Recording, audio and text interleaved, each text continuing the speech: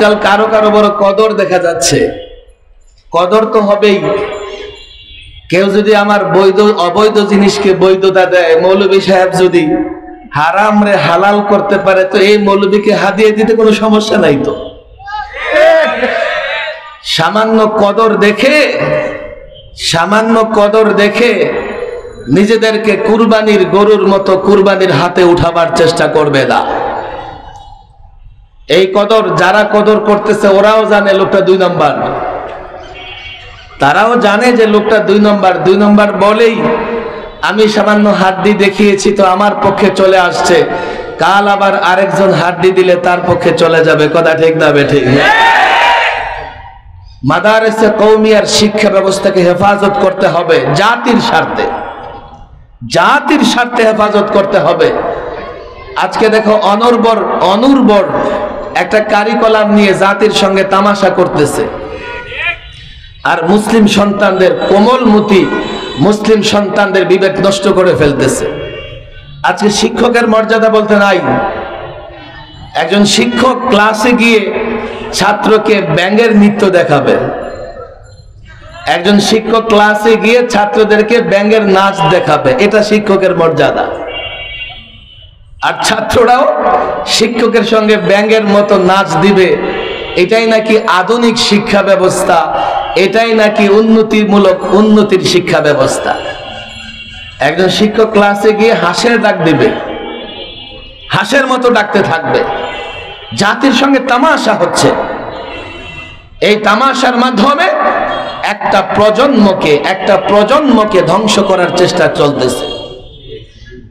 আমি এই শিক্ষা ব্যবস্থা নিয়ে, প্রচলিত শিক্ষা ব্যবস্থা নিয়ে আমাকে কথা বলতেই হবে।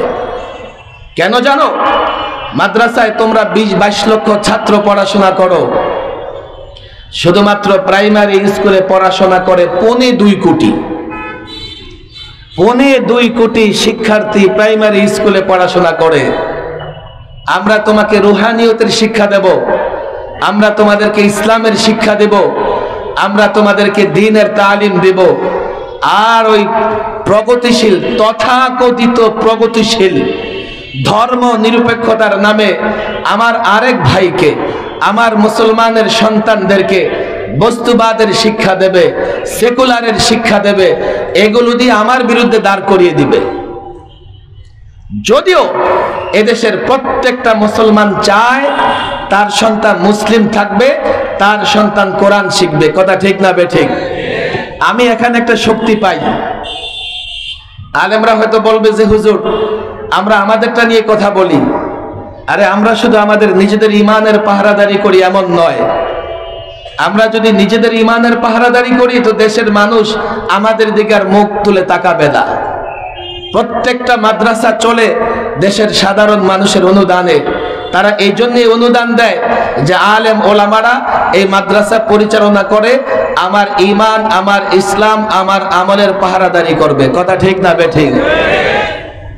আর তথাকথিত শিক্ষা কারিকুলাম চেষ্টা করতেছে ওই মুসলিম সন্তানদেরকে আমাদের মুখোমুখি দাঁড় করাইয়া দেবে।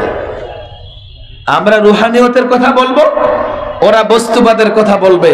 তো কাল দেখা যাবে আমার মুসলমান সন্তান আমার বিরুদ্ধে দাঁড়িয়ে গেছে।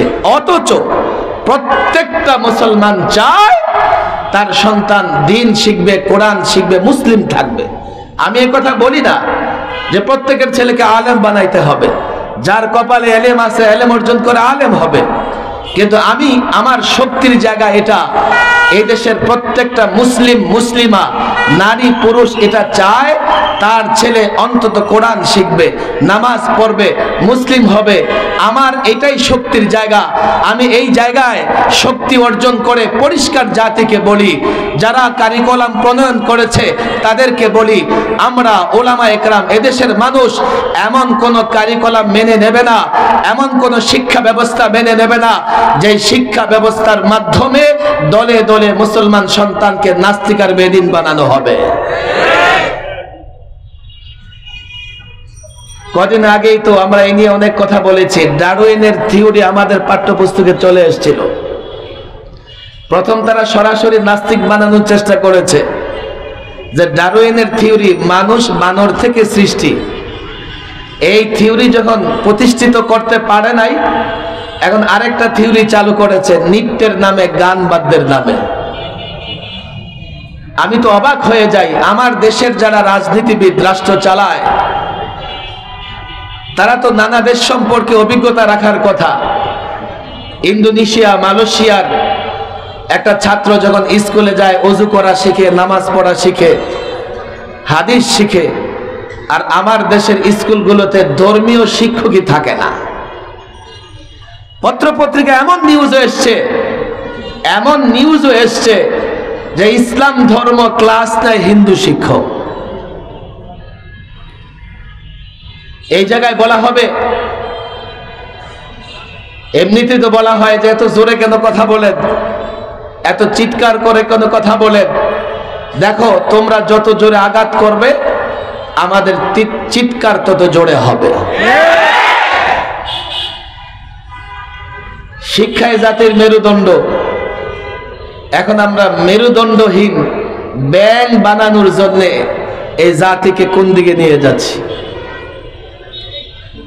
শিক্ষায় জাতির মেরুদণ্ড, এই জাতির মেরুদণ্ড ভেঙে দেবার ষড়যন্ত্র হচ্ছে। আবার বলে যে আপনারা চিৎকার করেন কেন? এত জোরে আঘাত করবে আর আমরা চিৎকার করব না? তবে মনে রেখো, বাতিল যত জোরে আওয়াজ করবে, হকের আওয়াজ তার চাইতেও জোরে হবে। প্রচলিত শিক্ষা ব্যবস্থা নিয়ে আমাদের মুরব্বীরা কথা বলবেন, আমি এটা পরিষ্কার বলতে চাই। অবশ্যই সরকারি লোকজন এখানে আছে, আমরা এমন একটা শিক্ষা ব্যবস্থা চাই। আমাদের ডাক্তার দরকার আছে, আমাদের ইঞ্জিনিয়ার দরকার আছে, সব দরকার আছে, কিন্তু সবার আগে আমাকে মুসলমান থাকতে হবে। কথা ঠিক না বেঠিক? ইসলাম এবং মুসলমানদের সংস্কৃতি, কালচার, তাহজিব, তামাদ্দুন, ইসলাম এবং মুসলমানদের লক্ষ্য উদ্দেশ্য, নৈতিকতা বিসর্জন দিয়ে যদি কোনো শিক্ষা ব্যবস্থা জাতির উপর চাপিয়ে দেবার চেষ্টা করা হয়, আল্লাহর কসম, দু চারজনকে তোমরা হাড্ডি মুখে দিয়ে রেখেছো, তারা হয়তো বা মানবে। বাংলাদেশের জনগণের আস্থা বিশ্বাসের জায়গা এখনো ওলামায়ে কেরাম, এখনো বাংলাদেশের মানুষ আলেমদের মহব্বত করে। পরিষ্কার বলি, আমি জানি না তারা জাতির ভাষা বুঝে কিনা, আমি জানি না তারা এদেশের মানুষের ভাষা বুঝে কিনা।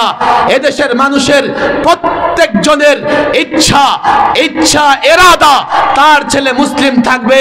সেই জায়গায় দাঁড়িয়ে বলতে চাই, কোন শিক্ষা ব্যবস্থা যদি এমন প্রণয়ন করা হয় যে শিক্ষা ব্যবস্থায় নাস্তিক আর বেদিন তৈরি করা হবে, আল্লাহর কসম সেই শিক্ষা ব্যবস্থাকে ডাস্টবিনে নিক্ষেপ করা হবে।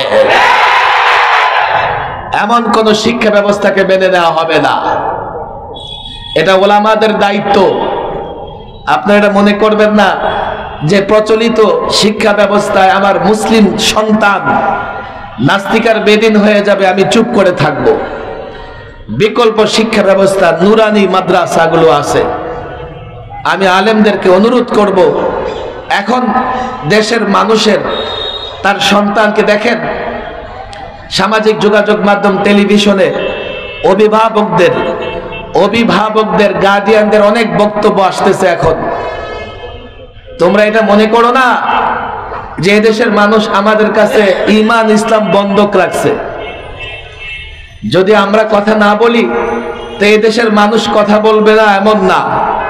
আল্লাহ এক ফাসিককে দাঁড় করাই দিবেন, আল্লাহ একজন সাধারণ মানুষকে দাঁড় করাই দিবেন যে ইসলামের পক্ষে কথা বলবে, ঈমানের পক্ষে কথা বলবে। যদি আমরা এই দায়িত্ব পালন না করি, সামাজিক যোগাযোগ মাধ্যম, টেলিভিশনে এসে বক্তৃতা দিতেছে যে আমার ছেলে মেয়েরা পাঠাইছে পড়াশোনার জন্য, এখন কলেজে গিয়া, স্কুলে গিয়া সে শিখে ডিম ভাজি কেমনে করবে, আলু ভর্তা কেমনে বানাবে, বিছানা কেমনে গুছাবে। এক ধরনের পণ্ডিত আছে আমাদের মাদ্রাসায় এসে জিজ্ঞেস করে, হুজুর আপনার ছেলেরা কি সেলাই মেশিন শিখেছে? একটু সেলাই মেশিন শিখান, কারিগরি বিদ্যা শিখান। সে করবেটা কি ফারেক হয়ে? আমি তো বলি, আরে নাস্তিক, আমার ছেলে ফারেক হয়ে কি করবে? এটা তো ভর্তি হওয়ার পরে ঠিক হয়ে গেছে। কথা ঠিক না বেঠিক? এই ভূত আবার আমাদের কারো কারো উপরে চেপে বসে।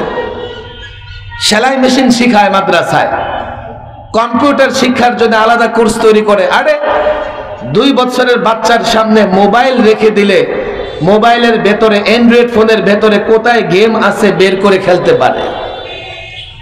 আলাদা করে কম্পিউটারের জন্য বৎসর অতিক্রম করা লাগে। 2 মাস কম্পিউটার নিয়ে বসলে সে কম্পিউটার সব শিখে ফেলবে, বসাও লাগে না। আজকে 2 মাস 2 বছরের বাচ্চাও অ্যান্ড্রয়েড ফোন চালাইতে পারে।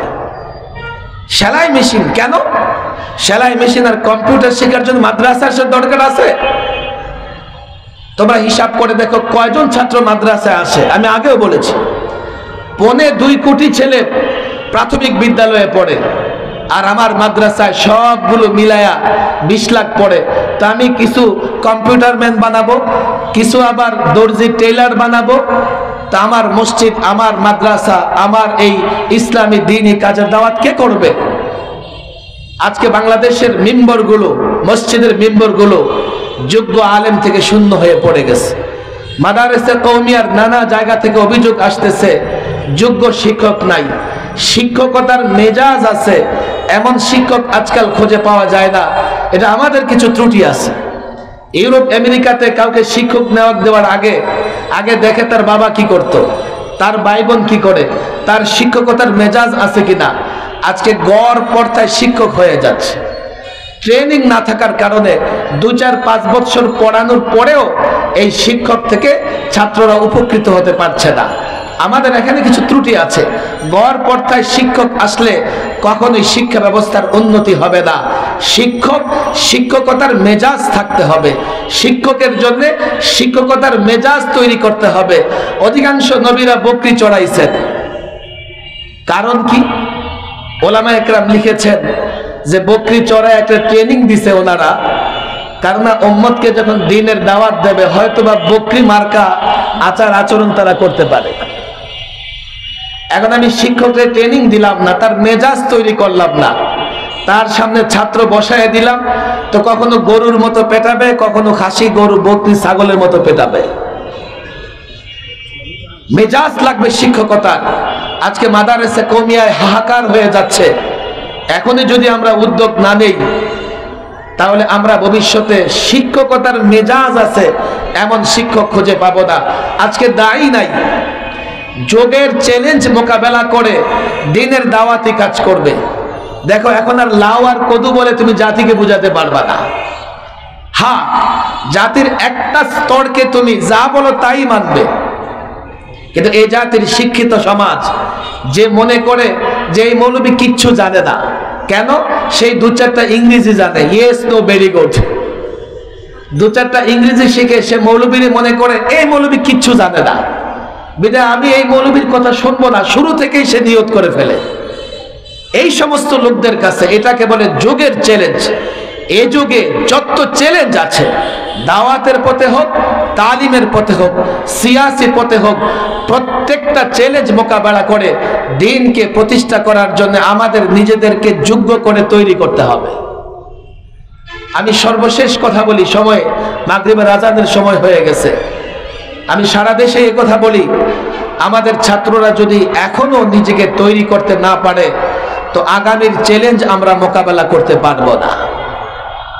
আগামীর চ্যালেঞ্জগুলো এইভাবে আমাদের দিকে ধেয়ে আসতেছে। বস্তুবাদের চ্যালেঞ্জ, সেকুলারের চ্যালেঞ্জ, জাতীয়তাবাদের চ্যালেঞ্জ, রাজনৈতিক চ্যালেঞ্জ, অর্থনৈতিক চ্যালেঞ্জ, সামাজিক দুরবস্থার চ্যালেঞ্জগুলো এইভাবে আমাদের সামনে আসতেছে। আমি মনে করি এখনই আমাদের এগুলো বোঝা দরকার। আমাদের আকাবের আসলাফরা এগুলো মোকাবেলা কাজ করেছেন, এগুলো নতুন নয়। মাঝে মধ্যে এই ফিতনা ভয়ঙ্কর রূপ ধারণ করে, এখন সেই রূপ ধারণ করেছে, যার জন্যে আমরা সংখ্যায় বাড়তেছি বটে, কিন্তু আমরা দুর্বল হয়ে যাচ্ছি, আমাদের পায়ের নিচ থেকে মাটি চলে যাচ্ছে। আমি রাজনৈতিক শক্তির কথা বলতেছি না। বর্তমান সময়ের চ্যালেঞ্জ মোকাবেলা না করতে পারলে আমরা সামাজিকভাবে দুর্বল হয়ে যাব। আর যে জাতি সামাজিকভাবে দুর্বল হয়ে যায় সেই জাতি রাষ্ট্র ক্ষমতায় থাকলেও তার আদর্শ ধরে রাখতে পারে না। আমি একটা দলের কথা বলি। আমি পরশুদিন চট্টগ্রামে এক প্রোগ্রামে গেছি। এই দলের লোকেরা প্রায় মার খাচ্ছে, জেলে যাচ্ছে, কিন্তু আমি সেখানে প্রোগ্রামে গেছি তো এই দলের লোকেরা বাধা হয়ে দাঁড়াইছে। আমাদের কওমি আলেমরা বলতেছে, হুজুর প্রোগ্রামটা ওই মাঠে করার কথা ছিল, কিন্তু তাদের কারণে পারলাম না। বললাম তারা কি করে বাধা দেয়? তাদেরকে তখন পুলিশ দেখলেই দৌড়ে, পুলিশ দেখলে গ্রেফতার করে, ওদের এই ক্ষমতা আছে। হুজুর এখানে অধিকাংশ লোক তারাই, এটাকে বলে সামাজিক শক্তি। সামাজিক শক্তি। তুমি যেই সমাজে বাস করো সেই সমাজের লোকদেরকে যদি দিন বুঝাতে পারো, ইসলাম বুঝাতে পারো, তাদের কাছে যদি তোমার অবস্থানটাকে স্পষ্ট রাখতে পারো, আর যাই হোক তোমার উপর যদি জুলুমও হয়, তো আব্দুল্লাহ বিন তামেরের মতো যে নওয়াজ চেষ্টা করেছিল তাকে শহীদ করে দিয়ে পুরো জাতিকে ফিরায় আনবে, কিন্তু যখন আব্দুল্লাহ বিন তামের শহীদ হয়ে গেল তখন আমানতু বিরব্বিল আলামিন, আমানতু বিরব্বি হাদাল গোলাম বলে লক্ষ মানুষ ইসলামের দ্বীনের, আল্লাহর দ্বীনের, আল্লাহর ধর্মের সুশীতল ছায়া তলে আশ্রয় গ্রহণ করেছে। এটাই সামাজিক শক্তি। তুমি যদি আঘাতপ্রাপ্ত হও আর তোমার সমাজের লোকেরা খুশি হয়, আনন্দিত হয়, তো তুমি দুর্বল। তুমি যদি আঘাতপ্রাপ্ত হও, তোমার সমাজের লোকেরা তোমার সহযোগিতা না করে তোমাকে ছেড়ে চলে যায়, তুমি দুর্বল। আর তোমার সমাজের লোকেরা তোমাকে কখন সহযোগিতা করবে? তুমি যে অবস্থান নিয়েছো এটা যদি তুমি বুঝাতে পারো, তুমি যে কথা বলছো এটা তার কল্যাণের জন্য, এটা যদি তুমি তাকে বুঝাতে পারো, তুমি যে বক্তৃতা রাখছো এটা ব্যক্তি স্বার্থে নয়, এটা সমাজের জন্য, ভবিষ্যৎ প্রজন্মের জন্য। এ ছাত্র জনতা, এখন একটা শেষ সময় চলতেছে, আমি জানি না তোমাদের বুঝাতে পারছে কিনা। এখনো যদি আমরা দাওয়াত এবং তালিমের মাধ্যমে প্রত্যেকটা মুসলমানকে ইসলাম বুঝাতে না পারি, ইসলাম শান্তির ধর্ম, ন্যায়ের ধর্ম, ইনসাফের ধর্ম, ইসলাম বিজয়ের ধর্ম, ইসলাম কখনো পরাজিত হবে না, ইসলাম শেষ ধর্ম, ইসলাম থাকবে না, পৃথিবী থাকবে না। ব্যবসা করতে চাও, ইসলাম মানলে দুনিয়াতেও লাভবান, আখিরাতেও লাভবান। ব্যবসা করতে চাও, রাজনীতি করতে চাও, ইসলাম মানলে দুনিয়াতেও লাভবান, আখিরাতেও লাভবান। আমি যখন এই কথাগুলো বলি, কেউ আবার তোমাদেরকে বলবে কোথায় আপনারা গোটা দুনিয়াতে মার খান, আপনারা গোটা দুনিয়াতে অত্যাচারিত হন, যেখানেই মুসলমান সেখানেই বোমা। দেখো এই অবস্থা সৃষ্টি হয়েছে, সাধারণ মুসলমানকে আমরা ইসলাম বুঝাতে পারি না। এই যুবকদের এই তালিম দিতে হবে, প্রচলিত রাজনীতি করে, পশ্চিমাদের গোলামি করে, তাদের সংস্কৃতি, তাদের কালচার, তাদের পোশাক, তাদের ভাষা ইত্যাদি অর্জন করে প্রত্যক্ষভাবে পরোক্ষভাবে তাদের গোলামে পরিণত হয়েছ। কে বলেছে ইসলাম মেনে রাজনীতি করা যায় না? কে বলেছে ইসলাম মেনে দেশের উন্নতি করা যায় না? ইতিহাস দেখো, ইতিহাসের পাতা উল্টাও। আল্লাহর কসম 50 বছর 52 বছর তাদের শেখানো পথে রাজনীতি করছো, একদিনও তাদের পদলেখন করা ছাড়া রাজনীতি করতে পারছো না। আর এই মুসলিমরা 1000 বছর গোটা দুনিয়া শাসন করেছে, পশ্চিমারা তাদের পদলেখন করেছে। ইসলাম মানবে, ইজ্জতের সঙ্গে রাজনীতি করতে পারবে। কে বলেছে ইসলাম মানলে অর্থনৈতিক উন্নত হবে না? ইসলামী বেস্ট এবং সুষম অর্থনৈতিক দিক নির্দেশনা দিয়েছে। পুঁজিবাদী অর্থ ব্যবস্থা বলো আর সমাজতন্ত্রের অবস্থা, অর্থ ব্যবস্থা বলো, এগুলো সব ফেল করে গেছে কবেই। গুটি কয়েক মানুষের হাতে অর্থ আজকে পুঞ্জীভূত হয়ে যাচ্ছে। এই জাতিকে যদি বুঝাইতে পারি তো জাতি আমার সঙ্গ দেবে। আর না, ভয়ঙ্কর দিন আসতেছে। আজকে খ্রিস্টান পাদ্রীরা ভ্যাটিকান সিটিতে বসবাস করে। পৃথিবীর সবচাইতে ক্ষুদ্র রাষ্ট্র ভ্যাটিকান সিটি। তোমরা জানতে চাও আসাতেজা ইকরামের কাছে যে হুজুর খ্রিস্টান পাদ্রীরা ভ্যাটিকান সিটিতে কেন? আমরা আলেম ওলামা সমাজের সাথে আছি, তাদের সমাজ তাদেরকে ধরে ভ্যাটিকান সিটিতে নিক্ষেপ করেছে। কেন? খ্রিস্টান পাদ্রীরা রাষ্ট্র ব্যবস্থার উন্নতি অগ্রগতির পথে অন্তরায় ছিল। আমাদের দেশের সেকুলাররা এই জন্যই বলে যদি ইসলাম দরকার নাই, ইসলাম মানলে রাষ্ট্রের উন্নতি অগ্রগতি হবে না। আরে খ্রিস্টান ধর্মের মেয়াদ শেষ 1500 বছর আগে, ইহুদি ধর্মের মেয়াদ শেষ 2000 বছর আগে। মেয়াদ উত্তীর্ণ ওষুধ দ্বারা রোগীর চিকিৎসা করা যায় না। কথা ঠিক না বেঠিক? তোমরা ইউরোপ আমেরিকায় পড়াশোনা করে ইসলামকেও খ্রিস্ট ধর্মের মতো, ইহুদি ধর্মের মতো মনে করো। আসো চ্যালেঞ্জ গ্রহণ করো তোমরা। আমাদের বর্তমান সময়ের প্রত্যেকটা সমস্যার সমাধান ইসলাম যা দিয়েছে, তোমরা পারলে ইসলামের বাইরে থেকে দাও, আমি ইসলাম দিয়ে সমাধান দেব। আল্লাহর কসম, সাধারণ একটা মানুষও যদি ইসলামের সমাধান শোনে, সে চিৎকার করে বলতে থাকবে, হ্যাঁ, ইসলামই প্রকৃতভাবে সকল সমস্যার সমাধান দিয়েছে। কথা ঠিক না বেঠিক? সর্বশেষ একটা আমার মাঝে মধ্যে মনে হয়, এই জাতি প্রত্যেকে দায়ী হও, প্রত্যেকে মুআল্লিম হও, প্রত্যেকে তালিবুল ইলম হও, দিন শিখো, ইসলাম শিখো। আমি তো মনে করি এক হুজ্জাতুল্লাহিল বালিগা এটা মোতালা করলে, হাকিমুল উম্মাহ আশরাফুল জওয়াব মোতালা করলে, অনর্বর চিন্তা প্রসূত যত নীতি, যত আইন আছে, এগুলো জনগণ ধরে ধরে বঙ্গোপসাগরে নিক্ষেপ করবে। সর্বশেষ একটা সময় চলতেছে, আমরা যদি জাতিকে বুঝাইতে পারি, আমি জানি না রাজনৈতিক শক্তি, রাজনৈতিক ক্ষমতা কোন দিকে যাবে, তবে আমরা সামাজিক শক্তি ধরে রাখতে পারবো। দেশের মানুষ আমাদের পক্ষে থাকবে। আমি আলেম ওলামা ছাত্র, এখানে সব ছাত্র, প্রায় অনেক আসাদজা ইকরাম আছে। আমি আমার নগণ্য চিন্তা থেকে একটা আবেদন করব, শুধু দর্স তাদরিস নয়, দাওয়াতি কার্যক্রম চালান ব্যাপকভাবে। প্রত্যেক ঘরে ঘরে প্রত্যেক মুসলমান ব্যক্তি ধরে ধরে ইসলামের সৌন্দর্য, ইসলামের সুষম নীতি, ইসলামের শান্তির বার্তা, ইসলামের বিজয়ের বার্তা প্রত্যেক ঘরে ঘরে পৌঁছে দেন। আজকে তো এমন হয়েছে, আমার 5 ভাই, আমি একা মাদ্রাসায় পড়ি, বাকি 4 ভাইকে আমি ইসলাম বুঝাইতে পারি নাই। আমার বন্ধু বান্ধব আছে, তাদেরকে আমি ইসলাম বুঝাইতে পারি নাই। আফসোস, আমার মুসল্লি যারা, আমি তাদের কথায় চলি, তাদেরকে ইসলাম বুঝায়া তাদেরকে আমার পথে আনতে পারি নাই। দাওয়াতি কাজে যথেষ্ট অভাব রয়েছে। আমি সকল আলেম ওলামাদের বলবো, ছাত্রদেরকে একটু দাওয়াতি ট্রেনিং দেওয়ান, যাতে ফারেগ হওয়ার পরে শুধু মুদাররিস নয়, শুধু মুআল্লিম নয়, দায়ী হতে পারে। দাওয়াত ছাড়া, পূর্ণাঙ্গ তালিম ছাড়া আমাদের ভিত তৈরি হবে না, দিন যাবে, আমরা দুর্বল হয়ে যাব।